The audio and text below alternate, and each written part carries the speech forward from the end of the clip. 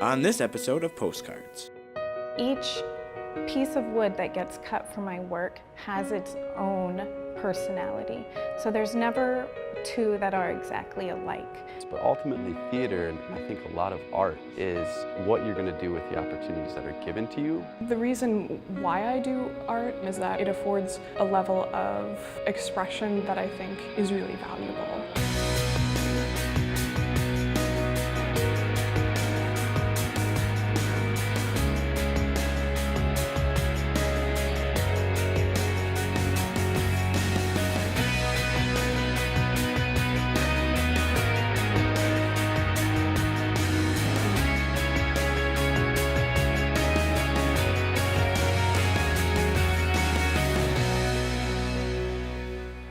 This program on Pioneer Public Television is funded by the Minnesota Arts and Cultural Heritage Fund with money from the vote of the people of Minnesota on November 4th, 2008. Additional support provided by Mark and Margaret Yakel-Julien in honor of Shalom Hill Farm, a nonprofit rural education retreat center in a beautiful prairie setting near Windham in southwestern Minnesota. ShalomHillFarm.org. The Arrowwood Resort and Conference Center, your ideal choice for Minnesota resorts, offering luxury townhomes, 18 holes of golf, Darling Reflections Spa, Big Splash Water Park, and much more. Alexandria, Minnesota. Explore hundreds of lakes, trails, and attractions for a great vacation or a place to hold an event. ExploreAlex.com. Tri-State Brain and Spine Institute, with locations in Alexandria, Edina, Crookston, and Maple Grove. Doctors dedicated to evaluating and treating all types of brain and spine problems, no matter how complex. My name is Naomi Ballard. I'm a studio art major at UMM, and I focus in painting and printmaking. I really enjoy working on wood. I choose a birch wood, and I love to focus on people. So everything is in portraiture. And the people that I like to depict are those that are close to me, friends, family, anybody that has impacted my life in some way. When it comes to painting, I do watercolor on wood, so I treat the watercolor like a stain, layering and layering until I get deep, rich colors, and then I'll go ahead and seal that. When I work in printmaking, I do the printmaking on wood. Traditionally, it would be done in paper. What I enjoy about the wood in my artwork is the texture and movement that it creates without even having to apply another layer of paint or another print onto that sheet. It just has its own natural character. Each piece of wood that gets cut for my work has its own personality. So there's never two that are exactly alike. So in screen print, for instance, you can create multiple prints, and they can look identical. However, with my wood pieces, not one will be completely identical to the other because of the personality of the wood. It also creates a very rustic feel. The tile pieces were mainly to challenge myself to think a little bit differently. During the critiques that we've had with fellow students in classes, they inspired me to try some new things, whether it be with color or removing information from some of my work, playing with segments. So that's where a lot of the tile work came from. It also gave me an opportunity to work larger. So if you look at some of my paintings, one of my paintings, Big John, he's 8 foot tall by 4 foot wide. You know, in printmaking, there are challenges working that large. So by doing the tiled wood, I can go bigger, but having the same amount of control that I have with my painting. I am a non-traditional student. I'm older, I am married, and I have children. My husband's work brought us to Minnesota. So currently we are living in Ortonville, and Morris was my option. And that is why I chose Morris, but I actually feel that Morris chose me. So coming in as an older student, it's a little more intimidating at the age that I am at, and switching gears, changing careers. But the smaller campus, the attention that I get with professors and the exceptional art program, it worked. It was the perfect fit for me. When I first started as a student, I was a painter and that was it. That's all I had experienced prior to being here. Well, now that we will be moving to Florida, going back to more family, my parents, I have about 2 years worth of experience as a printmaker now. I feel that it has broadened my horizons. I think differently. I approach my artwork completely differently. I will be teaching pre-K through 8th grade once we get to Florida. So I will be able to bring these processes to the students, something that I had never experienced. And I don't think I would have experienced it if I didn't come here. I was encouraged, I was supported through the process. It was not always easy. I had to find what worked for me in the print room and how my painting can even grow from there. I was extremely encouraged and stretched in huge ways.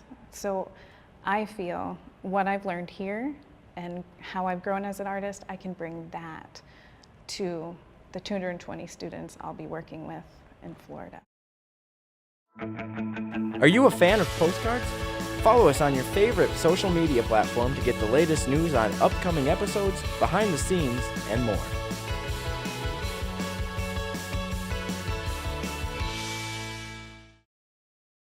My name is Brennan Bassett. I'm from Volga, South Dakota, and I study theater at the University of Minnesota-Morris, and I will be graduating May 2017.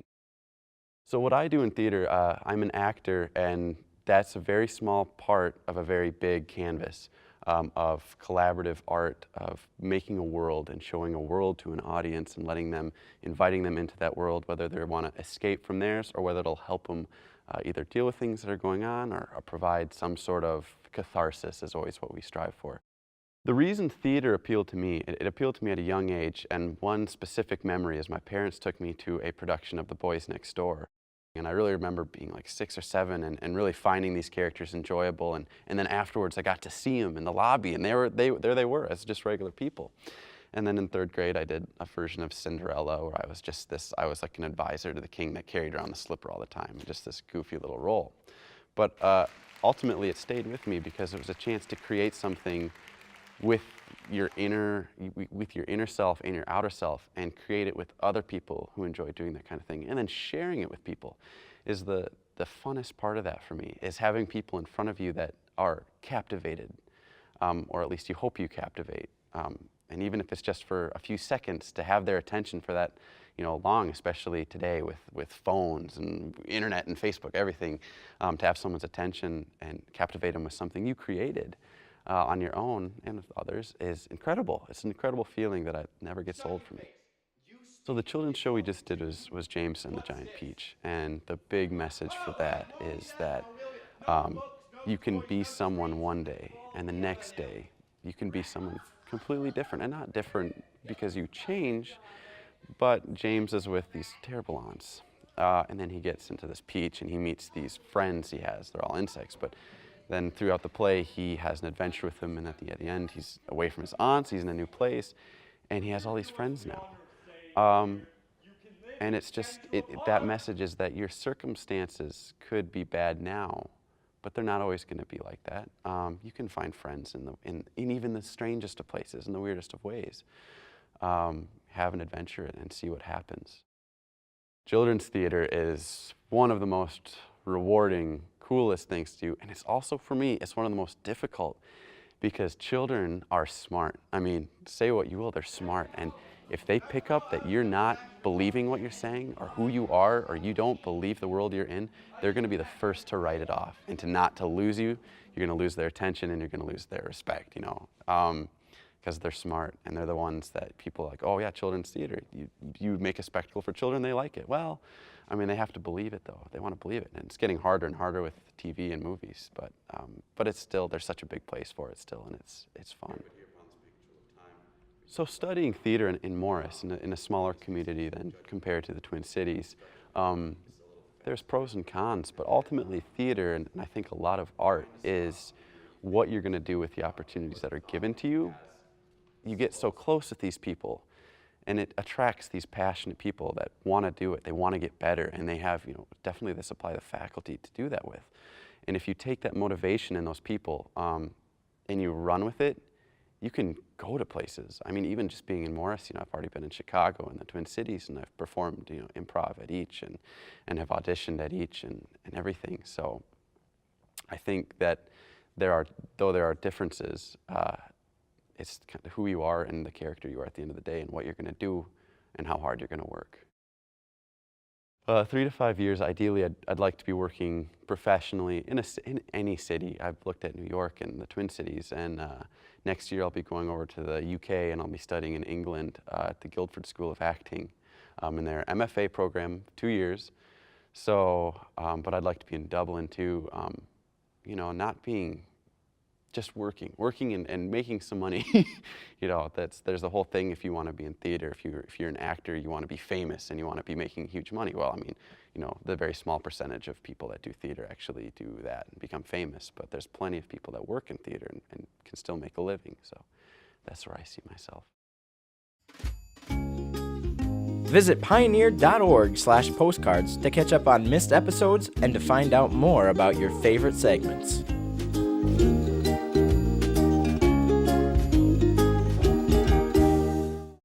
I'm Ethan Klee. I work primarily in printmaking and digital media. I am graduating in May of 2017, and I'm from Rochester, Minnesota. My artwork usually consists of mythological references, so I take things from ancient mythologies, old stories, and incorporate them into mainstream kind of modernizations. So primarily I work in feminist art, if you want to label it. And so I take these old mythological stories that are generally not so kind to women, and I bring them to modern light and kind of associate them with these feminist things that are happening right now. So one of the pieces that I'm really excited about is I made a kimono with 4 different layers, so traditional Japanese empress garb, that is symbolic of the sun goddess Amaterasu. And I partnered with the organization Unspoken Voices here in town and got images of these bruised and battered women from domestic violence. And I took their faces and turned them into patterns and printed them on these kimonos, and then I'll be displaying them in the gallery with a light so that it illuminates from the inside, so that these faces will be transparent through the different layers of the kimono. And so that's one of the ones that I'm really excited about. And then the other one that I did was, it's titled Waking the Dead, and it is a traditional medicine cabinet that you would find in any Midwest home. And I shattered the glass and used pill bottles from mine and my friends' prescriptions and arranged them into a Norse sigil for waking the dead, and then filled the bottom drawer with these sugar capsules that I hand-filled, and there are 700 of them. So it was a belabored effort, but I'm really excited about it. Before I became an art student at UMM, I was actually here as a music education major. And after my first year, I decided that teaching was not going to be my forte. So I kind of pulled on these old elements of my life. My mom used to paint on the beach. She was from Hawaii. So she used to, the entrepreneur that she is, she used to take sand from the beach that she was painting on and used ocean water and sold it to tourists. So this kind of entrepreneurial spirit and total arts background that my mom had kind of got bestowed onto me. And so I took that and I went into graphic design originally. So then coming into UMM and being like, oh, I can actually have an arts career, I kind of developed all of that into the current body of work that I have. So the messages in my art are clearly feminist, and I generally try to pull on these stories that I have from my life. So I was raised by my mother alone for 11 years, and my grandmother helped for a few of those years as well. So having these really impactful women on my life helped me realize that women are treated abhorrently a lot of times. I originally wanted to do drawing and painting, but having this graphic design background that I did have, I wanted to somehow connect that better. And so I went to talk to all of our professors here, and they told me I should try printmaking out. And I was really not excited about it at first because it was a lot of belabored processes, whereas drawing, you draw it once and it's done, but printmaking, you draw it and then you replicate it and you go layer by layer and you have to do the whole process so many times.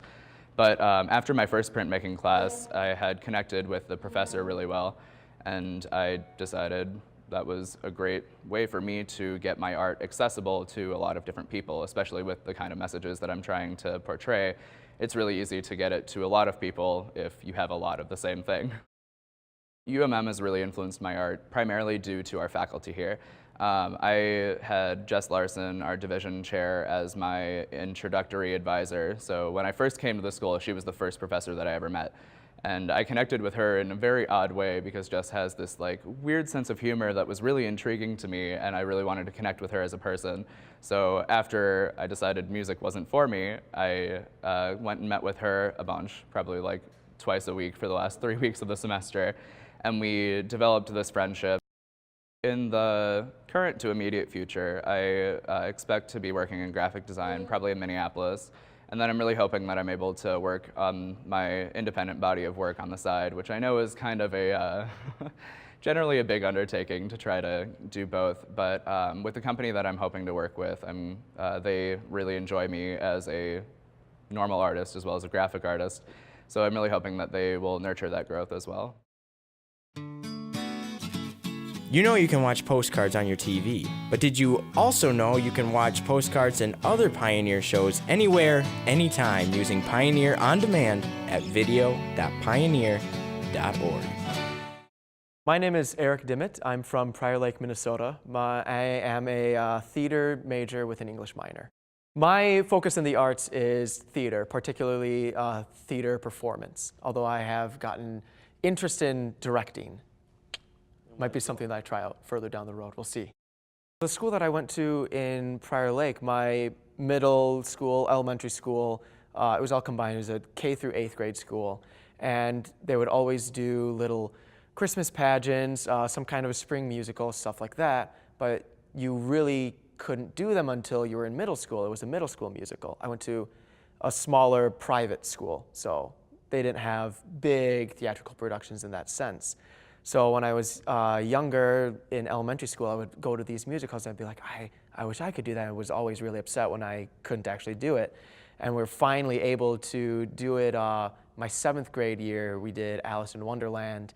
And I knew right away the part that I wanted to be the March Hare, wanted to do this, went, auditioned, got into it, and just loved every second of it, kept on wanting to do it, was in every production that I could be in high school, and just fell in love. I definitely am most drawn to, I would say, Shakespeare is the one that really, really interests me and really like grabs me. Not super interested in musicals. And part of that isn't even so much that I am like, bah, humbugging musicals. I'm just not a super musically inclined person. So it's not something that I see myself being super successful at. So I kind of just thought, well, I'll do them in high school when you can do them every year, but beyond that, it's not something I'm going to put a whole ton of effort into.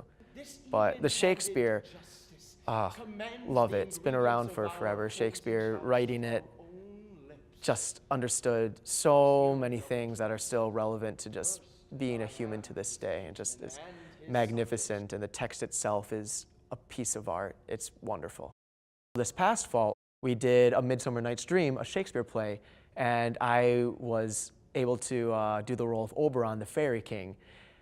Just fantastic. Wonderful, wonderful piece. Just this flowery, floral language, but just such a strong, strong character. So kind of a balance of this beautiful, poetic verse with this strong, powerful figure.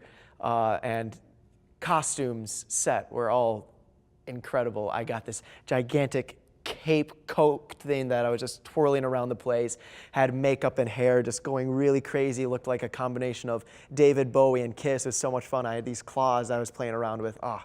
Magnificent. Being in Morris, the university itself is very liberal, but the surrounding community much more conservative. So that really affects the kind of theater that we can do or that we get away with, or might even challenge us into doing something that might not necessarily be accepted by the surrounding community. But then it's also, apart from just the theater that we can do, it's really affected the opportunities given to us as theater students. Morris does not by any means have the biggest theater department, so for the most part, you tend to see a lot of the same actors up on the stage. but it really builds a sense of community within that department because you are, for the most part, working with the same people for every show, maybe in different capacities, but for the most part, you're seeing all the same faces, and that really is really nice to help you grow in that sense. You're working with people who know how you work and know how to bounce off of a way you're going to deliver a line, are going to anticipate the way they're going to deliver a line. So that's really cool. Just because I'm getting a theater major doesn't mean that the only future ahead for me is restricted to acting and the limitations that would bring with it. A lot of people might discourage you from going into, and even not even just theater, but any of the arts, might discourage it, saying there's not going to be a future for that, like there's nothing ahead of you in that direction. And that's just not true. I mean, the lessons you learn with any field, even outside of the arts, they're gonna carry over. They're gonna transfer to all the other departments and fields that there are. And all I'm gonna say is find what it is that you are passionate about. And even if that's not what you're strictly doing in your future, you're gonna be able to find elements of that in whatever you're doing. And that's what you hold on to. Have an idea for postcards? Send your story suggestions to postcards@pioneer.org.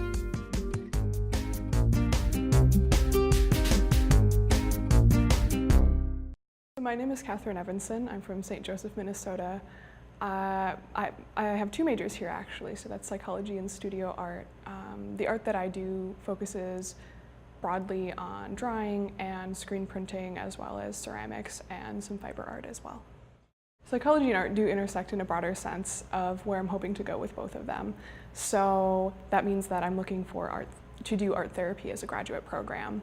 And that marries the creativity of art and the science of psychology in a really successful way, and I'm interested in both very much. But in terms of the psychology aspect influencing my art directly, I would say that there's no direct correlation that I can tell, but that doesn't mean that it doesn't happen. In general, I use a lot of patterns and a lot of naturally inspired shapes, pretty organic things. And I tend to focus on a lot of social and environmental issues as well. So I do have an interest in doing activism, whether it's usually issue-based activism. So, for instance, I have some pieces that relate to Line 3 or Dakota Access Pipeline that are pretty pertinent to current events.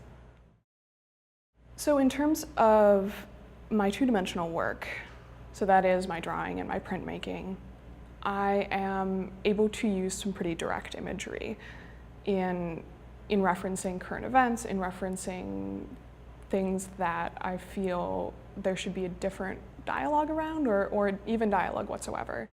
Titling in my ceramic work does help me connect the work itself to the issues that I'm looking to talk about.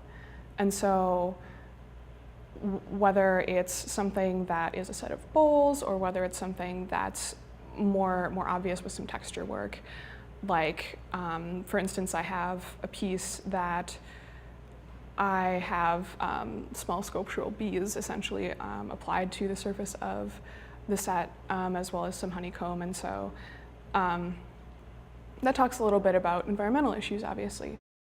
My grandmother is actually a watercolor artist out here, so, and from a really early age, she would more or less give us informal lessons on watercolor techniques, and so, I mean, that's something that informs the way that I make art as well.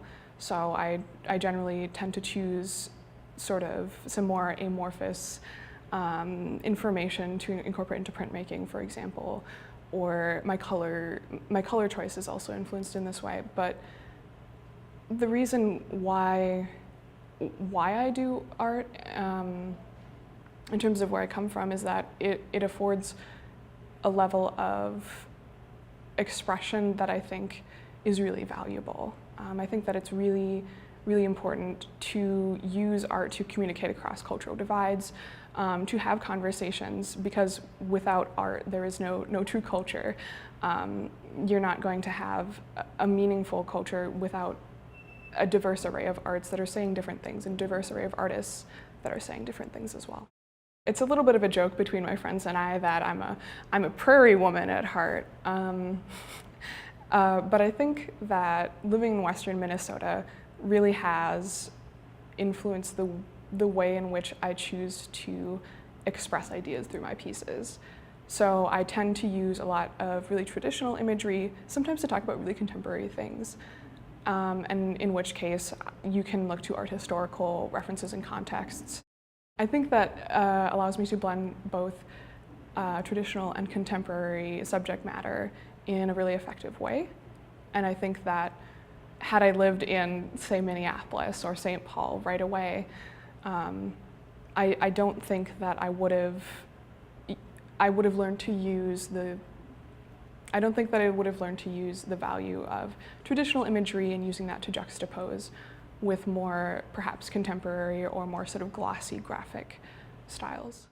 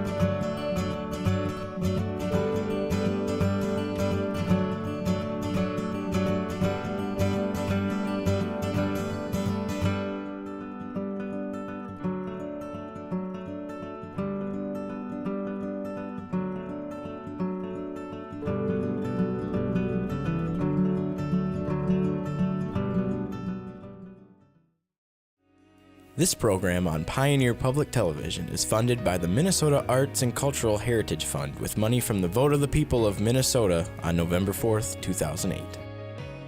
Additional support provided by Mark and Margaret Yakel-Julien in honor of Shalom Hill Farm, a nonprofit rural education retreat center in a beautiful prairie setting near Windham in southwestern Minnesota. ShalomHillFarm.org. The Arrowwood Resort and Conference Center, your ideal choice for Minnesota resorts, offering luxury townhomes, 18 holes of golf, Darling Reflections Spa, Big Splash Water Park, and much more. Alexandria, Minnesota. Explore hundreds of lakes, trails, and attractions for a great vacation or a place to hold an event. ExploreAlex.com. Tri-State Brain and Spine Institute, with locations in Alexandria, Edina, Crookston, and Maple Grove. Doctors dedicated to evaluating and treating all types of brain and spine problems, no matter how complex.